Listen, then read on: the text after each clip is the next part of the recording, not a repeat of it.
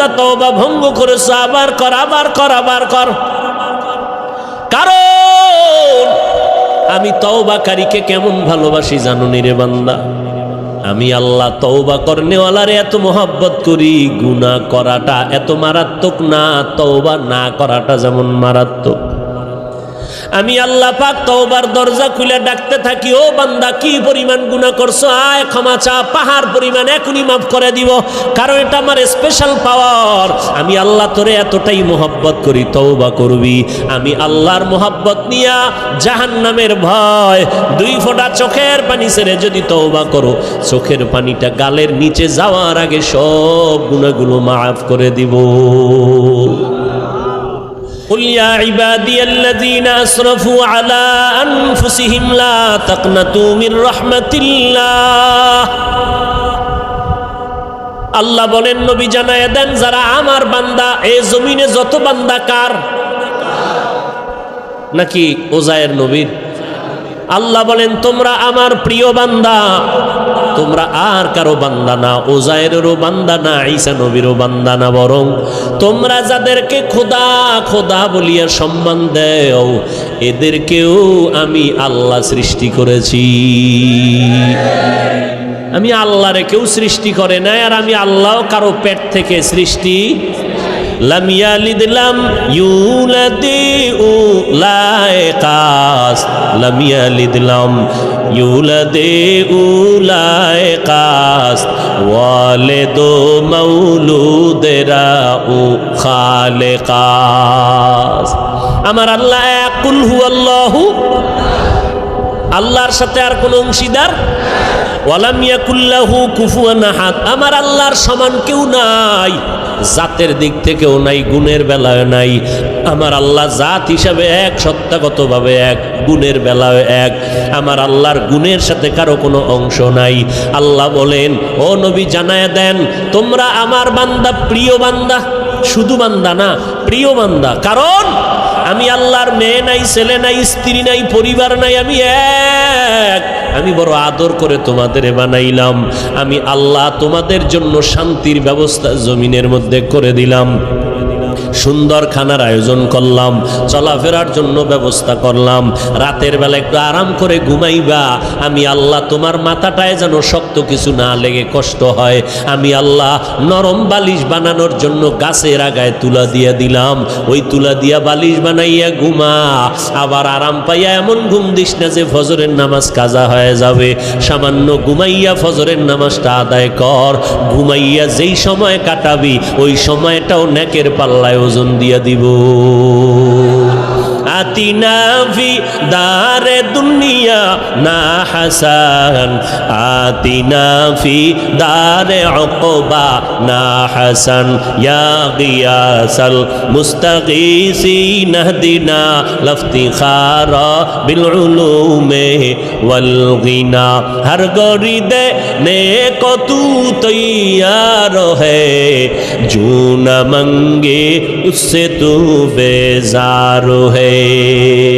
আল্লাহ তাআলা বলেন, বান্দা তোমরা আমার পেয়ারা বান্দা, আমি আল্লাহ তোমাদের এতটা ভালোবাসি, যেই ভালোবাসাটা তোমার মা তোমাকে দিতে পারে নাই, যেই ভালোবাসা সন্তানকে বাবা দিতে পারে না, যেই ভালোবাসা সন্তান মা বাবাকে দিতে পারে না, যেই ভালোবাসা কেউ কাউকে দিতে পারে না, যেই ভালোবাসাটা আমি আল্লাহ তোরে দিলাম।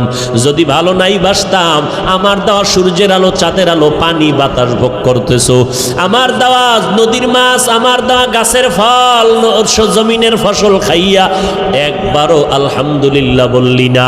আজান হইল শুনলি, আসসালাতু খায়রুম মিনান নাওম, এরপরেও মসজিদে আসলি না, বিছানায় বসে বসে পার্শ্ব পরিবর্তন করলি, এরপরে মসজিদে গিয়া 4 রাকাত নামাজ পড়লি না, জোহরের সময় ডাকলাম আসলি না, আসরের সময় ডাক দিলাম আসলি না রে বান্দা, মাগরিবে ডাক দিলাম আসলি না, এশার নামাজেও ডাকলাম সারা দিলি না রে গোলাম। আমি আল্লাহর দেওয়া সব নেয়ামত খাইয়া আমার হুকুম তো মানলি না, বরং উল্টা আমার বিরোধিতা করলি।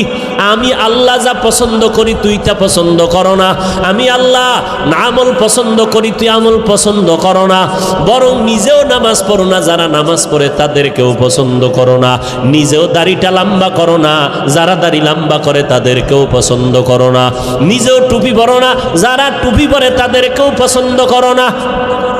এরকম আছে না নেই? টুপির ভেতরে গোলমাল, টুপি নিজেও পরে না, যারা পরে এদেরকেও পছন্দ করে না, নিজেও পর্দা করে না, যারা পর্দা করে তাদেরকেও পছন্দ করে না। আল্লাহ কয় এত নাফরমানি করলি, আবার ফাঁকে ফাঁকে আমার দেওয়া নেয়ামত খাইয়া খাইয়া আলেম ওলামারা পায় ধরে ধরে নামাজের কথা বলে, আর তোরা বেঈমান আমার দেওয়া নেয়ামত খাইয়া নিমক হারামের মতো আবার আলেমের বিরুদ্ধে লিস্টি তৈরি করো। আছে না নাই? ওরে তুই লিস্টি কয়বার তৈরি করবি? আমি মাওলা তো তোর লিস্টিটা ঠিক মতো টানাইয়া রাখছি, আজরাইলের কাছে চিঠি দিয়া রাখছি, যেদিন সময় হবে রুহুটা ধরে টান দিবে, তোর বাড়ি গাড়ি সব দুনিয়ায় পড়ে থাকবে, সন্তান আব্বা বলে ডাকবে, জবাব আর দিতে পারবি না। ওই 5 তলা বিল্ডিং থেকে তোরে নামাইয়া যতই টাকার মালিক হও, যমুনা গ্রুপের মালিক করোনায় আক্রান্ত হয়ে গেল, 1000 কোটি টাকা দিয়া চাইলো আমার দেহটা সুস্থ করে দাও, কেউ ডাক্তার আজও পর্যন্ত পারল না। বান্দার সব দুনিয়াতে ফালাইয়া চক্ষু অন্ধ হয়ে গেল, 3টা সাদা কাপড় নিয়ে কবরের বাসিন্দা হয়ে গেল। এখন খবর নাও, যমুনার মালিকের মাইয়া ভোলারা এরা আনন্দে চিৎকার দেয়, বাবার খবর নেয় না। কথা ঠিক নেই? বাবার খবর নাই, শেষ। এখন বাবার যত টাকা পয়সা নিয়ে সব আনন্দ করে, একবারও বাবার চিন্তা অন্তরে আসে না, দোয়া করানোর চিন্তা আসে না রে বাবা। নামাজও পড়ে না, রোজাও রাখে না, বাবার জন্য একবার আলহামদু সূরা কুল হু আল্লাহ পড়িয়া দোয়াও করার ভাগ্য হয় না। এই তো দুনিয়া, এই তো টাকা, এই বাড়ি। দুনিয়াটা স্বপ্নের মতো, স্বপ্নে দেখতেছি বিলকিসের সিংহাসনে ঘুরি, ভিআইপি আকারে আমি ঘুরতেছি, মেহমান, দেশে দেশে রাষ্ট্রদূত হইয়া সম্মানের সফর করি। চোখ দুইটা যখন ঘুমের থেকে খুলে গেল, তাকায় দেখি নিজের মশারির ভিতরে হাবুডুবু খাইতেছি। ঠিক দুনিয়াটা এমন, আজকে দেখি বিল্ডিং, টাকা পয়সা, বাড়ি গাড়ি, সামনে গাড়ি, পেছনে গাড়ি, ভিতরে নারী, আরো আছে মদের আড্ডা, কত পানীয়, কত আনন্দ, কত আনন্দ। ডানে আমার গার্ড, বামে গার্ড, সামনে পেছনে সিকিউরিটি গার্ড। আমার পাহারাদারের অভাব নাই, টাকার অভাব নাই, গোলামের অভাব নাই। আমি নিজের হাত দিয়া খানা খাই না, কেন আমার হাতটা ময়লা হয়ে যাবে? আমারে খানা চামিচ দিয়া আর একজনের মুখে তুইলা দেয়। কি কত বাহাদুরি! কিন্তু চক্ষু যখন বন্ধ হয়ে যাবে, হঠাৎ দেখবা গায়ের গেঞ্জিটা পর্যন্ত নিজের আপনজনেরা বেলেট দিয়া কাইটা রেখে দিবে। জামাটা খুলে দাও, গেঞ্জি খুলে রাখ, তাড়াতাড়ি বাজারে গিয়া নরমাল অল্প দামের কাফন কিনে নিয়ে আয়। কবর খনন কর, বাঁশ বাগানে বাঁশ খনন, বাঁশ কাঠ, কলা পাতা রেডি কর, গরম পানি রেডি কর, লাশটা ঘর থেকে তাড়াতাড়ি নামা। কয় বাইরে বৃষ্টি, কয় বৃষ্টি হোক, পলিথিন কাগজ দিয়ে পেঁচাইয়া বাইরে রাখ। এখন আর মরা লাশ ঘরে রাখা যাবে না। কে কয় বাইরের মানুষ? নিজের আপন জনে রাখা, নামা ঘর থেকে লাশ নামাও। কয় বৃষ্টি বাইরে, কয় বৃষ্টি টিষ্টি বুঝি না, ওগলা পাতা আর পলিথিন দিয়ে পেঁচাইয়া রাখো। ইমাম সাহেবরে খবর দাও জানাজার জন্য। কয় বৃষ্টি এখন কি করি, 2 দিন বৃষ্টি চলে, একটু রাইখা দেই ঘরের মধ্যে, পাহারা দাও। কয় না, যেভাবেই হোক পলিথিন উপরে দিয়া কবর খনন কর, ভেতরে কোনো রকম রাখতে পারলেই হয়, দোয়া দায়ী লাগবে না, চাপা মাটি দিয়া চইলা আয়। এখন আর এই মরা লাশের পাহারা দিতে পারবো না।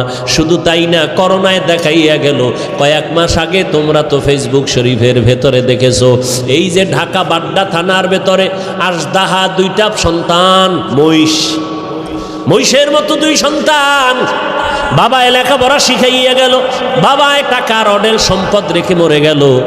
সন্তানেরা বাবার সম্পদ নিয়ে 24টা ঘন্টা ঝগড়া করলো, বাবার লাশটা পড়ে রইল, দাফন করার সময় পাইল না।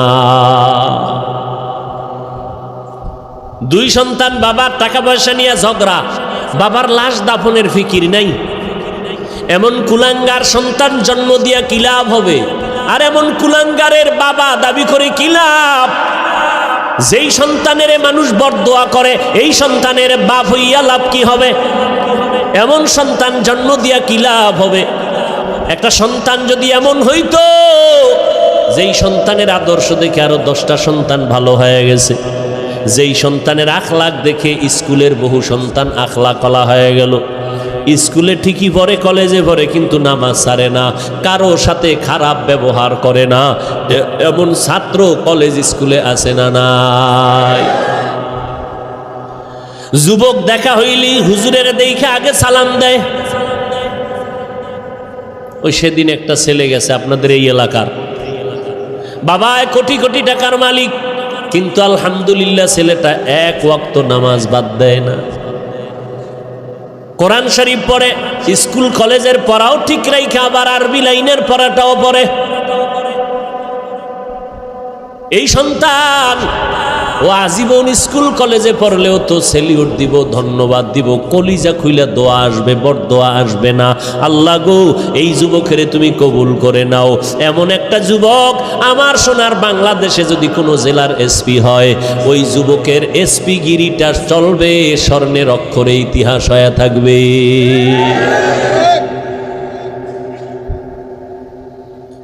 আল্লাহ পাক বলেন আমি মুমিনদের চাই বিনা হিসাবে জান্নাত দিতে, কারণ একটা সেকেন্ড হাসরের মাঠে দাঁড়ানোর ক্ষমতা কারো হবে না।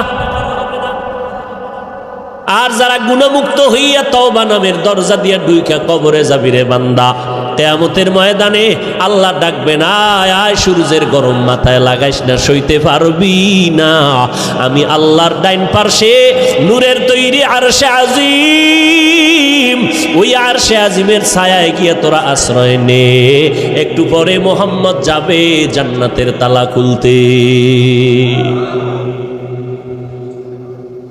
গুনাহমুক্ত যদি পিছনে গুনাহ করে ফেলছি শয়তানের ধোকায়, নফসের ধোকায়, এরে যুবক, মানুষের অন্তরে অনেক শখ থাকে। শখ কি? কয় আমি পার্কে যাবো।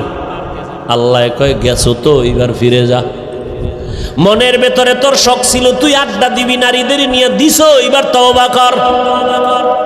মনের ভেতরে তোর শখ ছিল বিড়ি টানবি, গাঞ্জা খাবি, খাইছো, এবার তওবা কর। না হয় মহামারী তোরে এমন ভাবে আটকায় দিবে, মাকে মা বলে ডাক দেওয়ার টাইমও ভাবি না। রাতের বেলা মোবাইল চালাইয়া ঘুমাবি, সকাল বেলা মা আইসা দেখবে সন্তান জমিনে আর জিন্দা নাই। ও আল্লাহর বান্দারা, আমরা যারা টুপি পরলাম, দাড়ি রাখলাম, নামাজ পড়ি, পর্দা করি, হালাল খাই, কোরআন পড়ি, বলেন এই জমিনের মধ্যে কত বিধর্মীরা ইসলামের দুশ্মনী করে। কোরআন বন্ধ হয়ে যাক, মসজিদে তালা দেওয়া হোক, মাদ্রাসা বন্ধ হয়ে যাক, ওয়াজ মাহফিল বন্ধ করে দাও, এমন চক্রান্ত নিয়ে বিধর্মীরা কাজে লিপ্ত হয়ে আছে। কেমনে মাহফিল বন্ধ করা যায়, মুসলমানের আওয়াজ বন্ধ করা যায়, মাদ্রাসা বন্ধ করা যায়, হাফেজে কোরআন বন্ধ করা যায়, মাহফিল বন্ধ করা যায়। এত দুশ্মনের মাঝেও আবার একদল তাদের সাথে গিয়া তাল মিলায়, ইসলামের ব্যানার লাগাই এরা ওই মুনাফিক বেঈমানের সাথে গিয়া তাল মিলায় কয় ঠিকই আপনাদের পদক্ষেপ ঠিক আছে, এত ভালো ভালো না, তাবলিগে গিয়া লাভ নাই, তাবলিগটা বন্ধ করে দাও, চরমনাই গিয়া লাভ নাই, চরমনাই বন্ধ করে দাও, কোনো পীরের কাছে গিয়া লাভ নাই, আহলে হক পীর মাশায়েখের দরজায় তালা লাগাও, ওয়াজ মাহফিল বন্ধ করে দাও। এই রকম একদল মুনাফিক বেঈমানের সাথে তাল মিলাইয়া তাবলিগে যাইও না, চরমনাই যাইও না, দেওবন্দি কওমি মাদ্রাসায় যাইও না, ওই ওয়াজ মাহফিলে এদের সামনে বসবা না, আবু হানিফার মাযহাব অনুযায়ী চলিও না। এই রকম বলনেওয়ালা অন্তর খারাপ মানুষ আছে না নাই? আমি বলি ভাইজান আপনি কেন এগুলো বলতেছেন? ঠিক আছে আমি মূর্খ, মূর্খ হিসাবে একটা প্রশ্ন আপনাকে করি ভাইজান, আপনার কথা আমি 1 মিনিট মেনে নিলাম, চরমনাই যাব না, উজানি যাব না, বাহাদুরপুর যাব না, নানুপুর যাব না, আহলে হক কোনো পীরের কাছে যাব না, দেওবন্দে যাব না, কওমি মাদ্রাসায় যাব না, তাবলিগে যাব না। খবরদার, আপনার কথা 1 মিনিটের জন্য মেনে নিলাম। এইবার আমার মূর্খ হিসাবে আপনার কাছে দাবি, বলেন এই এই এই এই ঠিকানায় যাব না, তাহলে আমার তো আল্লাহ দরকার, আমার তো নবী দরকার, আমার তো মোনাজাতে কান্না দরকার, আমি গুনাহ থেকে মুক্ত হওয়া দরকার, আমি তো আমার হাতটাকে পবিত্র বানানো দরকার, আমি তো সুন্নাতওয়ালা পোশাক পরা দরকার। বলো এই ঠিকানায় যাব না, নতুন একটা ঠিকানা দাও যেখানে গেলে বয়ানে কান্না আসবে, দিলটা নরম হবে, আখেরাতের কথা স্মরণ হবে। দাড়িবিহীনওয়ালা দাড়িওয়ালা হয়ে যাব, সুদখোরওয়ালা সুদ ছেড়ে দিব, বেপর্দাওয়ালা পর্দা করব, আল্লাহর নবীর সুন্নতের মালাটা গলায় লাগাবো।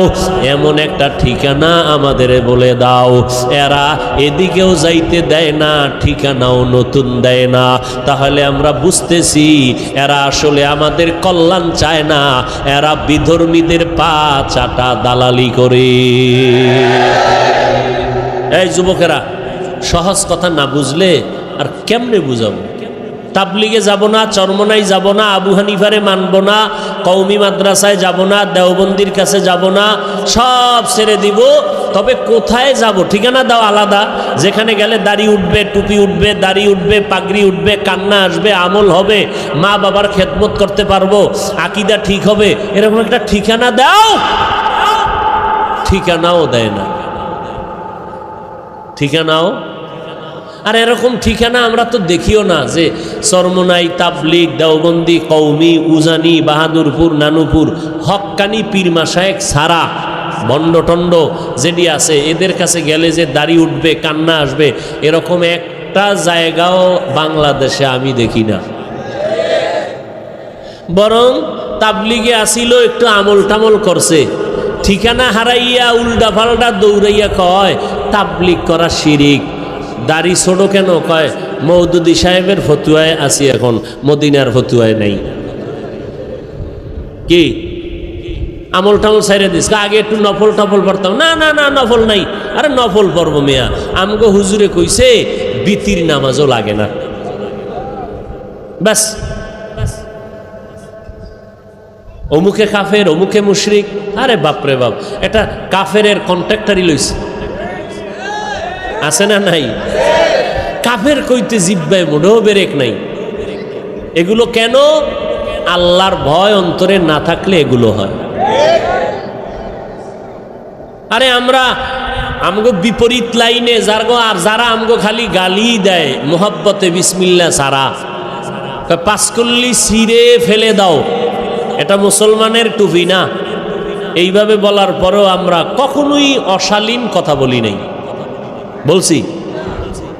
অথচ আমাদের বড় বড় ব্যক্তি যারা বুজুর্গ, এদের নাম নিয়ে নিয়ে আহা কি বলবো, আল্লাহ হেদায়াত দান করুন। সব ভেজাল থেকে মুক্ত হওয়ার একটাই মাত্র পথ। কি পথ? গেছে, ভুলে গেছে। কি? তওবা করে